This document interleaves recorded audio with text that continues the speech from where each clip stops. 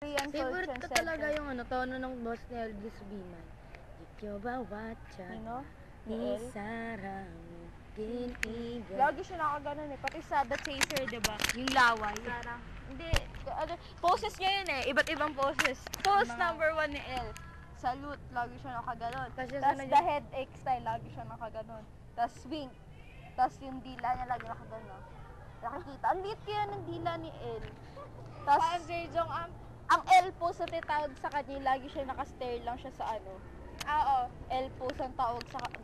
Kaya sabi sa kanya, nung Fashion King, diba, sa ranking king na Infinite, yung magpo-photoshoot sila, sabi ng mga members niya, bawal yung Hansen na pocket kasi yun yung most style niya.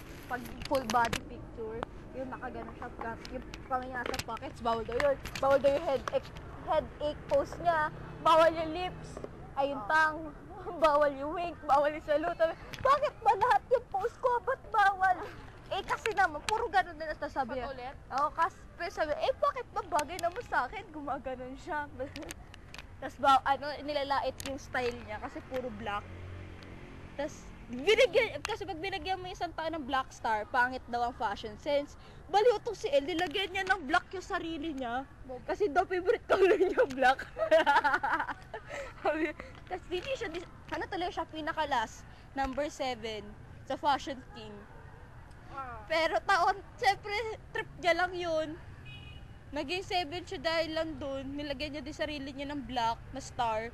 Kundi rin ba sira ulo? Nakalikod pa rin to, akala ko wala na.